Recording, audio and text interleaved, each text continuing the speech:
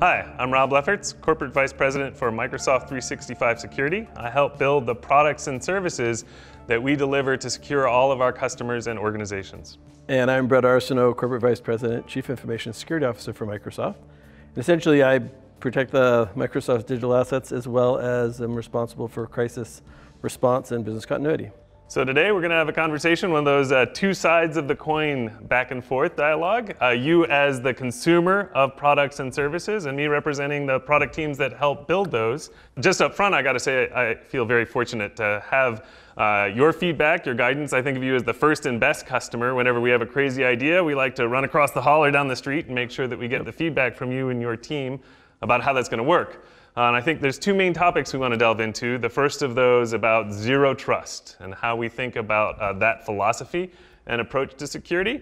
And the second about the crazy world we live in and how COVID has impacted the way people work and how that changes the world of security and what that'll look like as we come back, and then finally wrap up a little bit of recommendations, go-dos that folks can take away with it, with themselves as they go on. So first, supply chain, the crazy news stories of the past year. So yes. As Microsoft CISO, I'd love to hear what you think, how it's changed your approach to security, and how you think about how to make sure you protect Microsoft's data and our customers' data. Yeah, no, that'd be great. And first, thanks for coming and hanging out with me here. Obviously, we spend time a lot together with design and review and feedback and the things we need. I think the supply chain thing, like I said, we've been monitoring it for a while, and it's evolved much like just box product vulnerabilities had evolved and how we think about it. But at the end of the day, it doesn't change our fundamental goal, which is to protect our assets, our customers' data, and make sure we have resilient systems that people can count on. And so I think for us, this is really reinforcing to a strategy we started on about a little over 4 years ago, which was called Zero Trust. And the idea with Zero Trust really is, it started, and it wasn't just related to supply chain, but it benefited from it, which was just this assumed breach position, just assume that you've already been breached. Sure. And what do you go do? And that's that protect, detect, and respond. And for us, we really simplified it, because I think the industry and vendors and suppliers, third party ourselves as well, this is just our internal view of how we define it. So we simplified it down to, it's got to be about healthy device, strong identity, and persistent telemetry, which I ask every one of my vendors to make sure they show me how they can make that happen. And so this has really resulted in this zero trust or bust, no exceptions model that we have across the entire company, which we hold everyone accountable to. And so I'm really fortunate to be able to influence and share my perspectives on what that is and what we need from the products to make sure we can meet those requirements. So I think the feedback loop is amazing, though. It's great because we get to work on design, then we get to work on does it deploy, and then does it work in use. And so our goal is just to continue automating this work and reduce the dependencies that we have on third parties. I think most of my peers in the industry are really big on this. Can we do reduction of suppliers just because of the reduction in entropy, right? The more sophisticated or more complex the system is, the easier it is to find seams. And so you get economies of scale and a bunch of other components that are part of that. Sure. So as I said, my CISOs are similar. I've had a call with them today, and it's a reduction of supplier and continue to drive this zero trust mentality. So from the product side, and I'll put you in the hot seat. All right. What have you done for me lately? What are you doing for me on zero trust?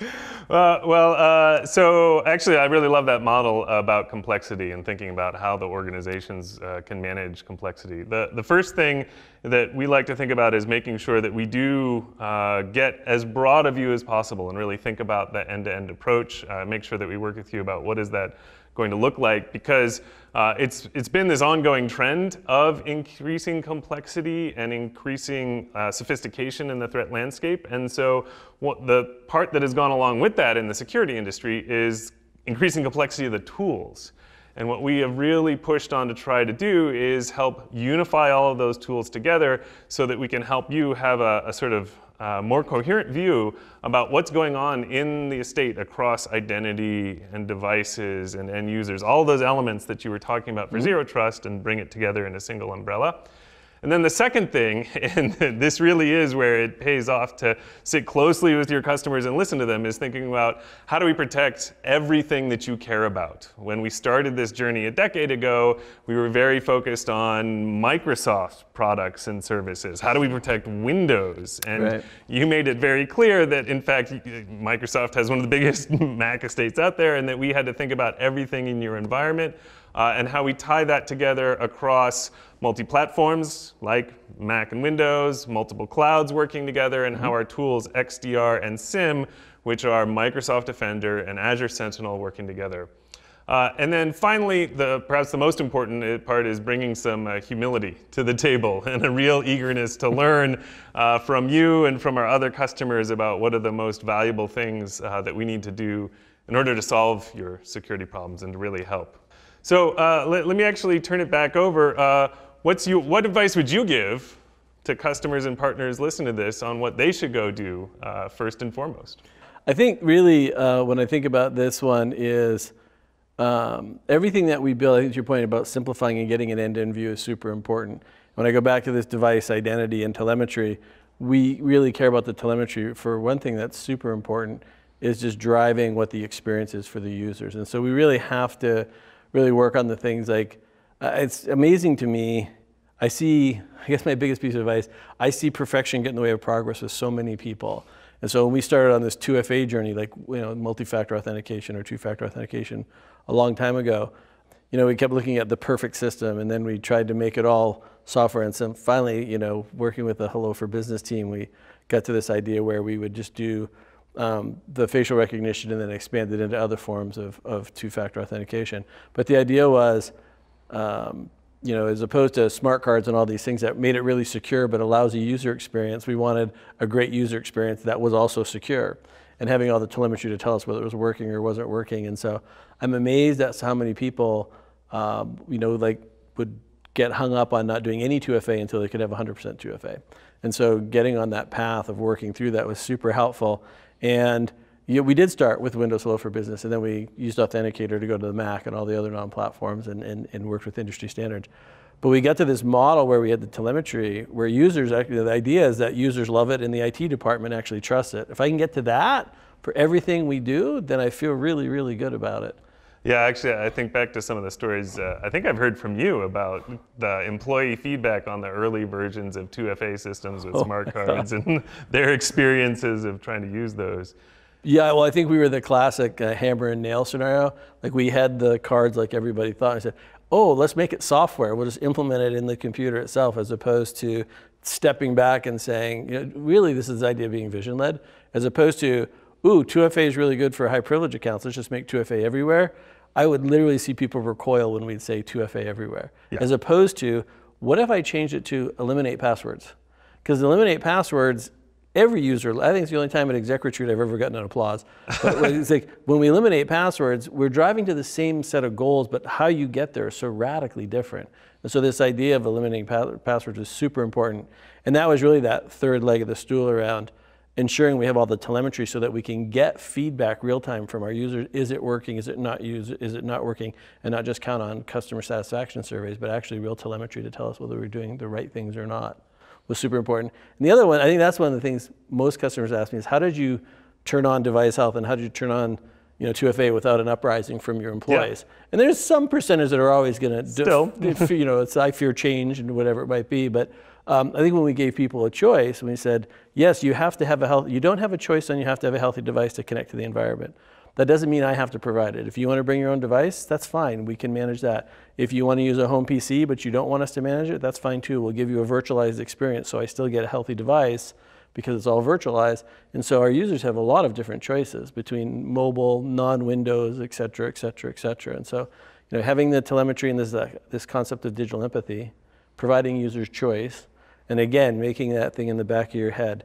You got to do both. You got to have the people who love it and IT departments that trust it. So not that there's any spirit of competition between the product teams, but let me ask you this important question. As our closest and perhaps most demanding customer, what do you think is your best dollar spent on security tools? Or maybe differently, if you had a tight, restricted budget, where would you spend it first? Which I do. Which you do. That's because you keep taking my budget. So no, I'm just teasing. Pretty sure that's not true. Definitely not true. I get it. Well, I think I'd break down the problem a little bit into the 3 areas that I actually spend money on. And so I look at commercial off-the-shelf products that are provided by suppliers such as you across Microsoft, but even outside of Microsoft. Then I look at the things that I build custom because they either don't meet my needs or they don't exist. And then I look at one of the biggest investment areas is talent. And there's sort of an interplay when you say what's the best dollar spent is what lets me be most leveraged across all of that. Sure.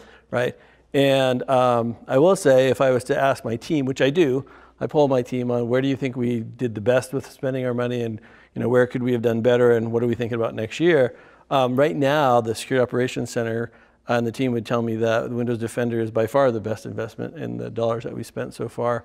I'm not saying that just because you're interviewing me. I've said this in front of our CEO and others and customers before, because it does help me unify what was a complex environment where I had over 6 solutions, and now they'll be down to 1 this year, where we have an amazing set of capabilities, an amazing set of visibility across the environment that I didn't have before.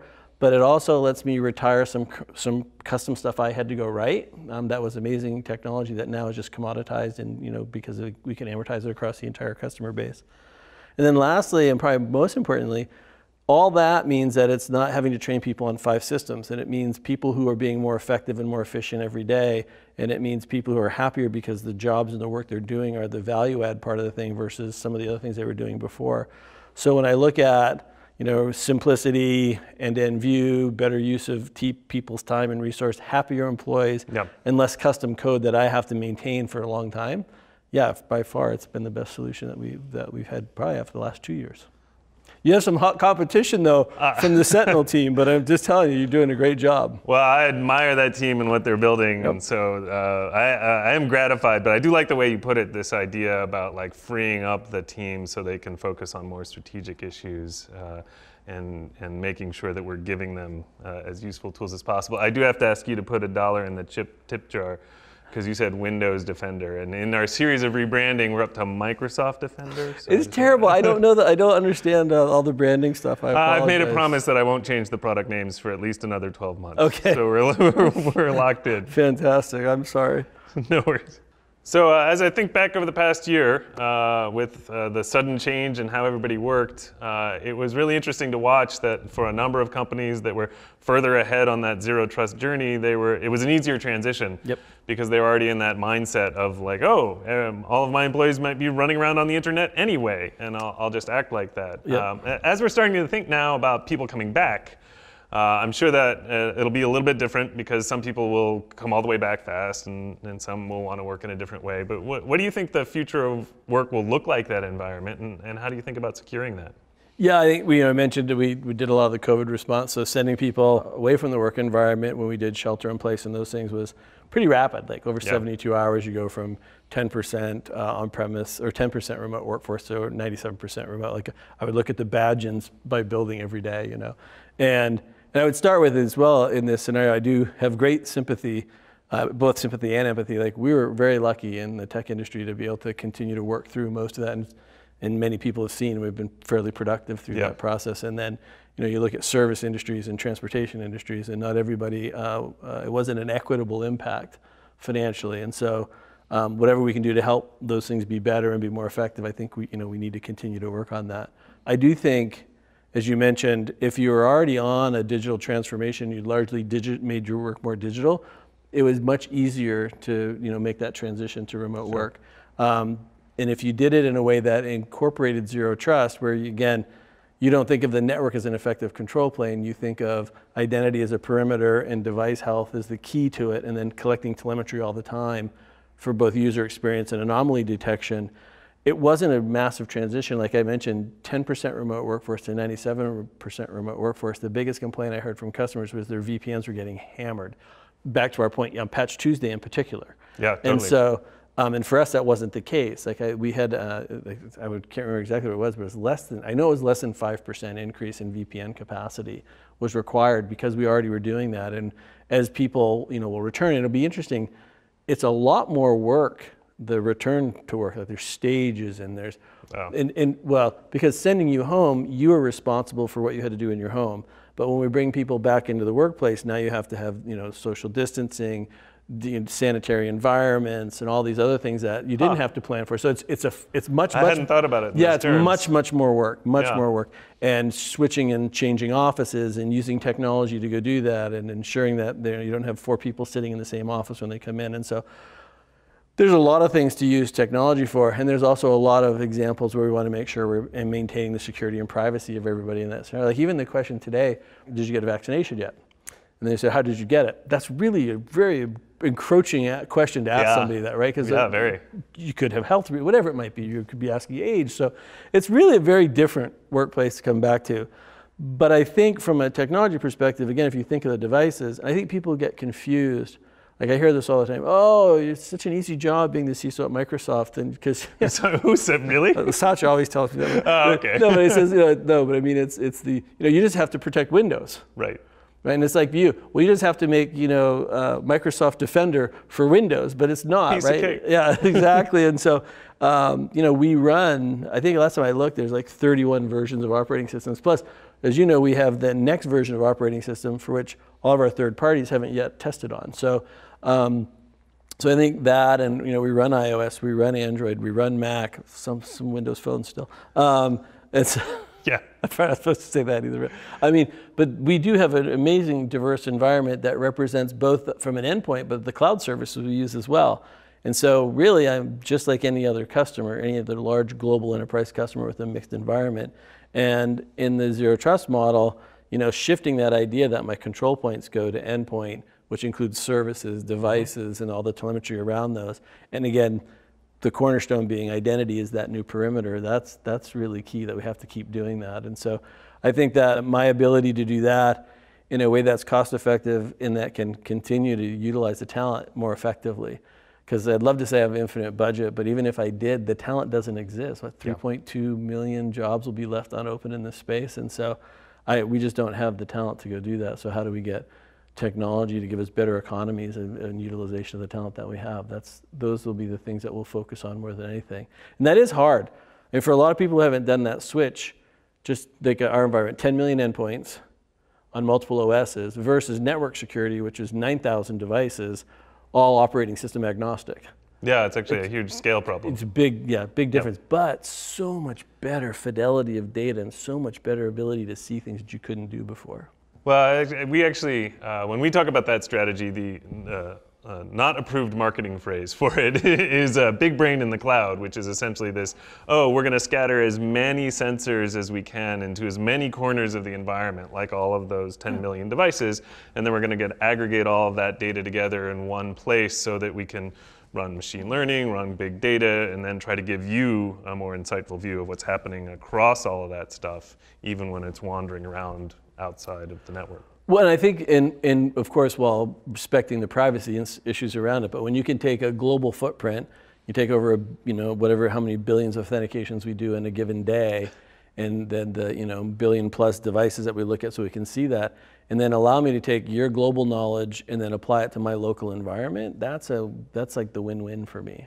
Yeah, well, and a big part of how we hope we can help your security team, as you were saying earlier, get onto those strategic tasks, because they get that benefit of that global perspective, that global view, and hopefully we've helped fix some of the day-to-day automation stuff so that then they also have the time. Yeah, no, I think you have. I think it would be interesting though, when you think about return for work, that's this is what we're doing for our employees and things we're doing in the product. You laid on a few of the big pieces, but what would be the top 3 things you think about from a product delivery when you think of return to work scenarios? Well, it is interesting because a bunch of it is this continuity. So I'll break it up. There's like things that are going to be the same, things that are going to be different. Yep. And a lot of the strategy that we were on, as we've been discussing, the Zero Trust model really continues forward. But I think it puts even more emphasis on this thread we keep pulling at, which is the security teams being more efficient. How can we really make sure that we help them do their jobs better? Certainly the big brain in the cloud is a big part of that. But really, AI to help them get insights faster, automation to help them do the job more quickly. Any place where we can automate an investigation or automate the remediation of something that happened on an endpoint is something that we really want to go after. There's been a lot of investigation in the years in security into this notion of correlation. You keep bringing up telemetry. If I can find a piece of data from the identity system and combine that with something I see from the endpoint and see this user across those devices, something weird happened, then I can have a real insight. But what we've learned over the years is that if you just do that blindly, you end up with very sparse data or unnecessary false positives. And so making it really useful has actually been this back and forth with your team on, are these the insights that really helped you, and how do we actually take the investigation and actually run it more the way you would so that we can produce insights that are much more useful, and then map that into a framework that your team understands, like the MITRE ATT&CK framework, and using that for simulations to help drive how we measure the quality of the tool. But I think before let's talk about that for a second. All right. Let's be a little honest with the crowd here. So when we first were doing this, I see this even when we built our own AI and automation, which is when you first go do big data or big brain work, and what you end up getting is more detections. Yeah. And what you end up doing is giving your SOC team or your security team a longer list of work that they already had that they then have to go vet and find out, so then you go, okay, how do I tune it so I get rid of the false positives? What's interesting, and this is like the evolution I've seen from the products we've done with you, which is super helpful, is like I see when people tell me they're still trying to tune out false positives, that tells me on the maturity curve they still got a ways to go. Because what's more interesting is when you get to benign positives, right? And so, but that's super important, because when we get our false positive way down, now I have these benign positives. So that's like the difference between spam versus actually malware, right? It's kind of that kind of a thing. And so the idea that you automate the find and then you automate the fix, that's when we're in heaven. And that's where we're starting to dig into. We certainly have that capability in the product. It is one of those things where I've heard this from you, I've heard this from other customers. There's some stuff that is so clear and obvious, we should just go do it. Like, yes, quarantine that phish email, just take care of that. Or the executable that we thought was appropriate that all of a sudden acted funny, yes, just quarantine that and isolate that, take it off the box. But there are a lot of operations where we still want to look for approval and human interaction and make sure that we get the blessing of the security team that this is the right security direction to go into. But you actually, the false positive conversation, I love it, because when I start talking about AI and ML, I think a lot of security folks get worried that there's this vision of, the machines are going to solve all of these problems. Like, if we can just make them smart enough, then security will be solved. And I'm pretty convicted that that's not where we're going, that it is actually this journey of feedback from your team to our researchers around what looks good and what is most helpful. And then the big data machine analytics is actually this force multiplier on, hey, making those turn into insights you can use every day rather than... Yeah, I think this is where marketing hasn't helped us. I think that this idea of artificial intelligence, if they would have always just called it augmented intelligence. Got it. I had this great opportunity to work with Kasparov, the chess player, the first one to play IBM in chess, right? And today, the best chess masters is not computer to computer or computer against human. It is human aided by computer. And that's how I look at the SOC. I don't want a tier 1 SOC analyst. I want that should go away, because no person enjoys being a tier 1. So they want to be a tier 2 or they want to be a hunter. And so having augmented intelligence with all that stuff that you're doing so that those people can be much more effective, that is, I think, one, it makes them more happy and more reassured that it's not about having everything be automated, because people aren't comfortable, right? That's that idea of turn on audit first before you turn on enforcement.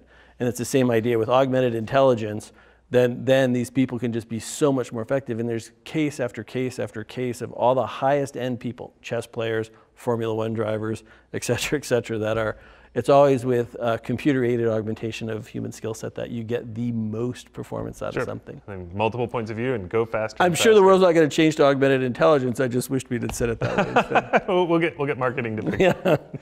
The last thing on this point, I just want to highlight, refer back to, underscore the thing you said around, okay, when we come back to the workplace, let's actually not change our stance around how these machines operate. Let's continue to operate in a mode where the user feels like they're out on the internet, and where, in fact, we've been able to contain the connectivity between those devices and other things that might even be more sensitive.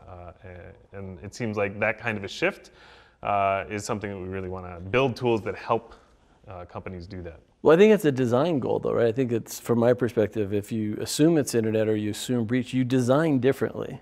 Yeah. Right, and I think that's how you need our employees to think differently, you need our stuff to design differently. And the reality is that not everyone is coming back. Like, some people are going to continue to work remotely. I think there's going to be there'll be a couple things that I think are interesting we haven't figured out yet, though. Impossible travel is one of those common things you do with data. And so now we're going to see a much more diverse time span of work, employee work. Like, you know what I'm saying? Like, people won't just work from home in their local town. They may move 2 hours, or they move more to family. So the idea of what's local, what's not, that whole premise is going to break up as far as, you know, how people think about what home base is, and that's going to be interesting for us. Yeah, I've started to see that already, where all of a sudden they'll like get together for a meeting. The "where are you" becomes a very like an interesting opener of the conversation. Well, I've called you, and you've been, you know, in Le Bois, the Valley of Trees. You're an hour, you're 8 hours away by car, but only 1 hour by time zone. But it does change, right? Because the meetings change. And so when you're looking at that as a behavioral pattern, is that a normal pattern or not? And what kind of flag does that raise? So I think that'll be one of the things that'll be super interesting for us to go do. And then I think it'll be really important that we ensure, how do you make sure those are still inclusive meetings in that mixed model? And that's not a security issue, but it's a fundamental concern I have, because you don't have happy and productive workforces if they don't feel like they're being included and heard. So how do you do that in that?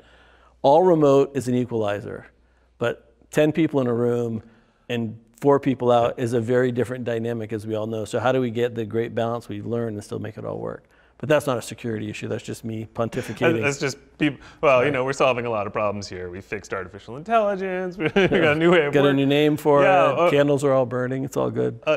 So back to the basics, the fundamentals. Yes. Ground people, key takeaways on things that they should go do today to go secure their organizations. Yeah, I always feel bad because it's so uninspiring when I say it, as I mentioned before. The pedestrian, like the AI and all the other stuff, is amazing, and we do massively leverage those things. But the pedestrian part of the job you can't forget. Like, when I look at numbers that less than 20% of enterprises have 100% multi-factor authentication, you got to get that done, right? Yep. People aren't patching. More than 60% of breaches are caused by patches that were available that never got applied. And so, you know, you still have to do the basics. You got to get things patched, and you got to keep them updated. It's necessary but not sufficient, right? And you got to really think about this idea, and particularly security practitioners, about progress as a path to perfection, not perfection before you make progress. Like, don't hold people there. I could just interject there. Yeah, please. I love that. I always end up when I talk to security teams, and I look at their to-do list on the basics and the fundamentals, my instantaneous reaction is like, man, you're never going to get it done. The list is too long. You will just never get to the end of that list. Yep. And then as a tool builder, that gets me excited, because it makes me want to help more on how can I help prioritize that list and give more insight about the threat landscape, and build tools that will give the security teams the view of, all of a sudden there is something new on the landscape, and so we have to shove that issue up to the top of the list and take care of it first. Yeah, and I do think, I think even my own team struggled with that. Like, when I looked at some of those long lists when I first came into this thing, which was, it's also really important to step back and ask yourself, to your point, how do you use technology to automate a lot of this stuff? Because, you know, you always see, I see the list of requests for people and everything else, and they're valid. But I think it was one of the venture people was always telling me, like, figure out how you can use technology to get 4 times the output with half the people. Not because you're going to use half the people, but because as a design construct, then the things you invest in are the things that give you those kinds of return. Right. And so I think that's super important, that people really do spend time on, is there a way to simplify your supplier strategy? So again, you don't have people that are your most valuable resource, or even most expensive resource as well, so that you can get force multipliers out of that. And so I think that's super important. I mean, I also, like I said, I've seen the satisfaction in people who aren't just running through the same process over and over, like they're doing more interesting work. And I think that's also super helpful. Makes them happier. Yeah, it does, and that's really key.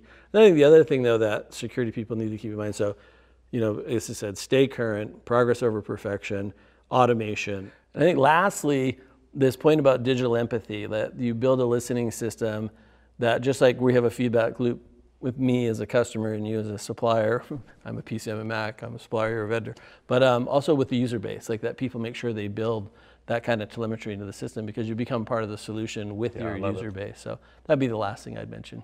Great. Brett, thank you for the time, the conversation. Thank you for all the feedback over the years and working with the product team. Thank you, everyone, for your time.